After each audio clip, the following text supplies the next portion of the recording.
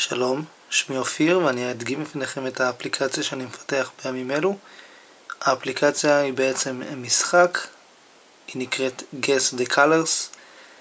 המשחק בעצם מבוסס על המשחק המוכר בול פגיעה, או באנגלית Mastermind.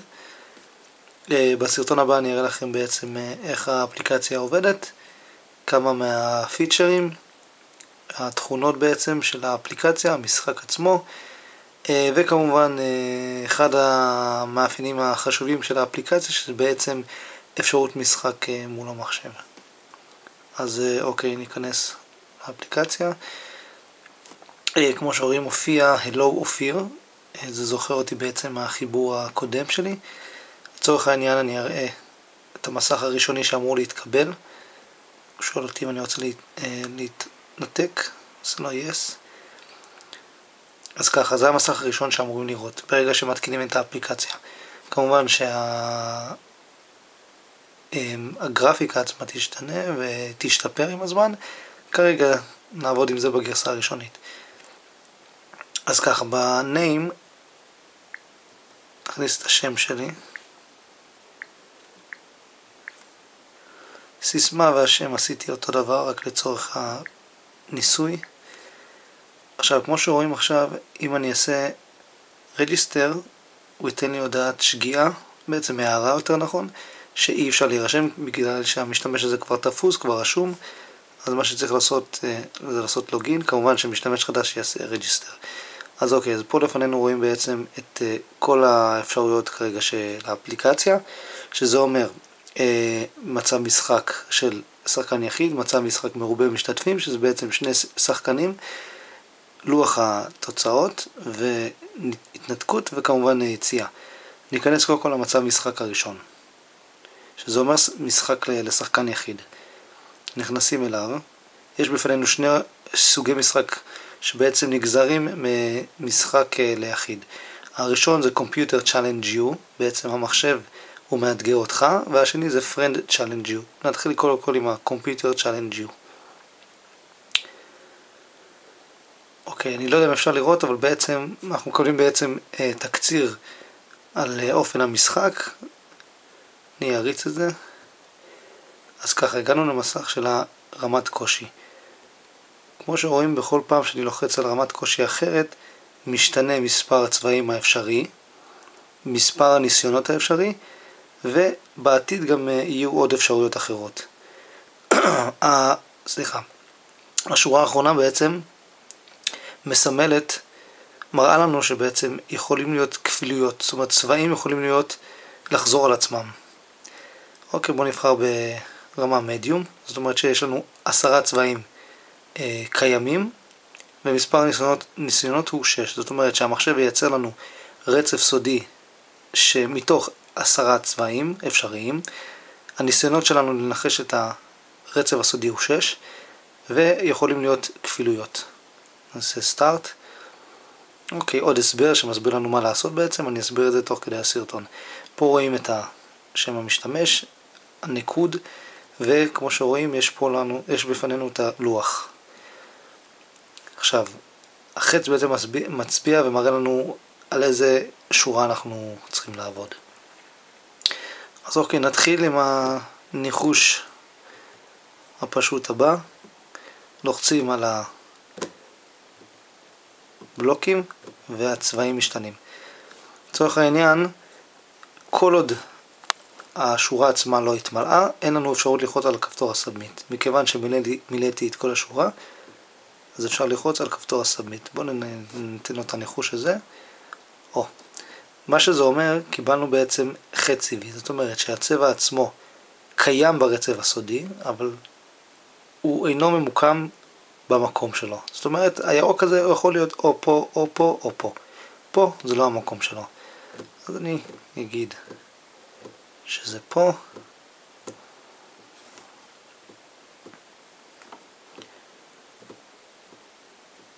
נראה לי שפספסתי. כן. הצבעים האלה לא סומנו באף V, לכן אני יודע בוודאות שהם לא נמצאים ברצף הסודי. אז בואו ננסה צבעים אחרים, ירקרק. עכשיו קיבלתי V, זאת אומרת באמת אכן הצבע הירוק נמצא במיקום הזה, מיקום מספר 1, וכמו כן ניחשתי שהכחול, הצבע הכחול גם כן נמצא ברצף הסודי. מה שנותר לי זה שני הצבעים הבאים, שני הבלוקים הבאים לנחש את הצבע המתאים. אני רואה שהאדום והירוק גם לא רלוונטיים, לכן אני אדלג עליהם. עכשיו יש לזכור שיכול להיות גם כפילויות, לכן הכחול או הירוק יכולים לחזור, אז אני אקח ניחוש שיכול להיות שהכחול גם חוזר על עצמו. אוקיי, טעיתי, יש לי עוד 3 ניסיונות.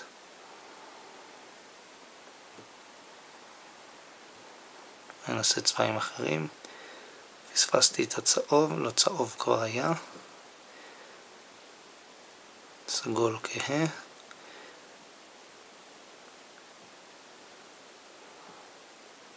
חום, אוקיי, סגול. זה הצבע. שהמיקום היחידי שנותר לו זה פה. ואם לא חום, מקווה מאוד שאין איזה צבע שחוזר על עצמו. אז אוקיי, יש צבע שחוזר על עצמו, כי כמו שרואים, השתמשתי בכל הצבעים האפשריים.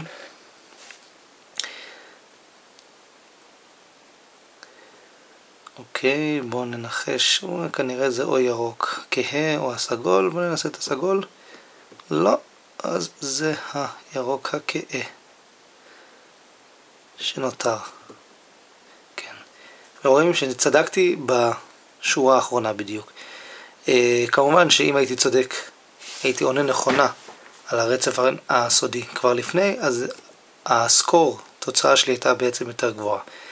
לוחצים על כפתור, רואים שהתווסף כפתור הנקסט, לוחצים על נקסט, מגיעים למסך הבא, הסיכום בעצם, הסאמרי, שמראה לי את הניקוד שלי.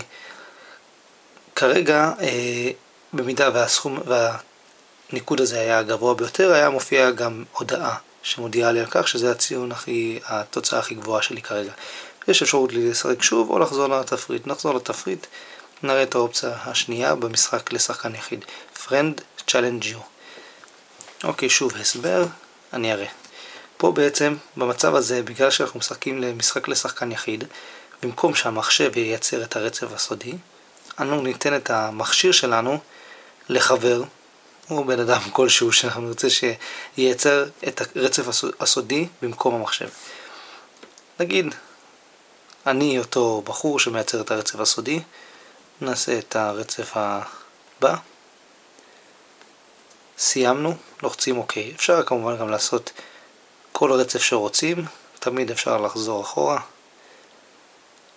לעשות בעצם איפוס, אוקיי, וכמובן בשלב הזה, אחרי שהחבר סיים ליצור את הרצף הסודי, הוא עושה אוקיי ומעביר את המכשיר לחברו שעליו לנסות ולמצוא את הרצף הסודי.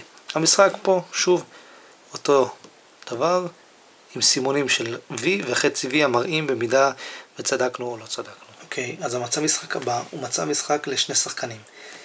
במצב משחק זה ישנם שני אפשרויות. אפשרות אחת היא שחקן מול מחשב, והאפשרות שנייה היא שחקן מול שחקן. האפשרות של שחקן מול מחשב היא אפשרות, תכונה בעצם חדשה שאני מוסיף למשחק Guess the Colors, שבעצם אני מאפשר למחשב להיות מפצח הקוד, בניגוד כמו שראינו במצב משחק לשחקן יחיד, שבעצם המחשב מחבר הקוד, פה המחשב הוא בעצמו מפצח הקוד. ובעצם אני מחבר למחשב קוד סודי, המחשב צריך לפצח אותו, וכמו כן הפוך, המחשב מייצר לי קוד סודי ועליי לפצח אותו.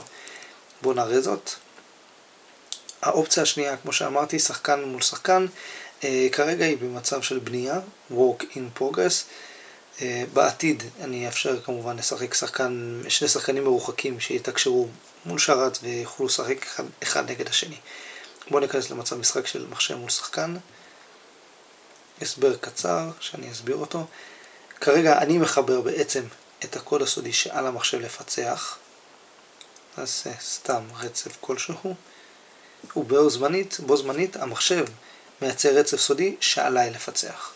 אוקיי, אז זה הרצף שלי שעל המחשב לפצח. המחשב כרגע, אנחנו לא רואים זאת, אבל הוא כבר חיבר קוד סודי שעליי לפצח.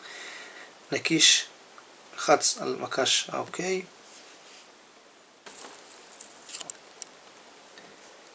אני אריץ את ההסבר. אוקיי, המסך הפך להיות רוחבי. אוקיי, אז מה אנחנו רואים פה לפנינו? ככה, זה הוא הלוח שלי. אלו מספר הניסיונות הקיימים ברשותי, וזהו המסך של המחשב. כמו שניתן לראות, אני לא יכול ללחוץ על אף אחד מהבלוקים. הסימני שאלה מראים בעצם שהמחשב כבר ביצע את הניחוש הראשון שלו. כמו כן יש פה חיווי סטטוס שמראה לנו בעצם דן. המחשב ביצע ובעצם מחכה שאני אעביר את הניחוש, ואז בעצם נוכל לראות את התוצאות של הניחוש שלו מול הקוד הסודי שאני רשמתי, והניחוש שלי מול הקוד הסודי שהוא רשם. כרגע הוא ממתין שאני אמלא גם רצף סודי. בואו ננחש סתם שזה הרצף הסודי, ונראה מה יקרה. סאבמיט. אוקיי, אנחנו רואים שבעצם זה בעצם מה שהמחשב חיבר. אופה, זה נעלם בגלל שהמחשב כבר עבר לניחוש הבא. מה שראינו מקודם זה היה הניחוש הראשוני של המחשב עם התוצאות הבדיקה שהתקבלו. תוצאות הבדיקה פה בניגוד למצב שחקן יחיד הם ככה: במידה וקיים ואחד מהצבעים קיים ברצף הסודי אך הוא לא נמצא במקומו הנכון, אז יתווסף פה מפתח בצבע לבן. במידה, סימון בעצם בצבע לבן. במידה ואחד הצבעים גם מופיע ברצף הסודי וגם נמצא במקומו הנכון, יתווסף פה סימון בצבע שחור. עכשיו, מה שרואים אצלי מופיע לבן, זאת אומרת שאחד מהצבעים האלה קיים ברצף הסודי, אך הוא אינו נמצא במקום הנכון. זאת אומרת שזה יכול להיות או האדום, או התכלת, או הכחול, או הכתום. בוא נגיד שהאדום אולי לא נמצא במקומו הנכון, ונבחר צבעים אחרים. בינתיים המחשב כבר מחכה לי, כי הוא כבר ניחש. נעשה סאבמיט. רואים שהמחשב מצא 3 צבעים במקום הנכון, ואני בפעם הזאת הניחוש שלי לא היה נכון, כי בעצם אף אחד מהצבעים לא מופיע ברצף הסודי. אז אוקיי, ככה ממשיכים בעצם עד לפיצוח הקוד.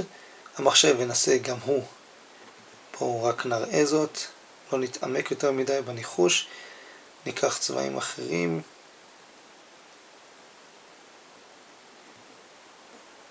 נעשה סאבמיט. הוא רושם לי too bad you lost. זאת אומרת שהמחשב הגיע, הצליח לנחש את הניחוש שלי, את אותו קוד סודי, הוא הצליח לפני שאני הספקתי, בגלל זה הופיעה ההודעה הזאת. כמובן שהמסך עצמו, העיצוב עצמו ייראה אחרת, יהיה יותר ברור, יותר נוח. הסיבה בעצם שמופיעים סימני שאלה ולא מופיעה התוצאה ישר, כי כמובן שאם היינו רואים את התוצאה לפני, אז יכול להיות שהיינו יוצאים מהמשחק ולא רוצים לשחק. אבל בגלל זה יש סימני שאלה, ועד ששנינו לא סיימנו לחבר את הרצף הסודי, את הניחוש שלנו, עד שלא אחד שזה סאבמיט, לא יופיע הרצף של המחשב. ופה רואים שבעצם המחשב ניחש נכון. והמקרים האלה לא תמיד קורים אחרי 3 ניסיונות, בדרך כלל לוקח למחשב יכול לקחת לו אפילו בניחוש הראשון, כמובן זה תלוי באותו קוד סודי שאנחנו רושמים, אבל בדרך כלל לוקח לו בניחוש הרביעי, או במקרה הטוב, ומקרים אחרים לרוב, אפשר להגיד שבממוצע זה 7. אחרי 7 ניסיונות הוא מצליח לנחש את הקוד הסודי. זהו הממוצע. אוקיי, אז נעשה next. זה הציון שלי 100, ונחזור לתפריט, נראה את האופציה האחרונה שמופיעה בפנינו. יש כמובן לראות את הניקוד. שוב אני אזכיר שהמשתמש שלי כבר קיים, זאת אומרת המשתמש שלי כבר היה קיים לפני, לכן כשאני אחץ על הסקורבורד, אני אראה שכבר הגעתי לציון נורא גבוה של 2370 נקודות. אז זהו, אני מקווה שנהנתם. תודה רבה. להתראות.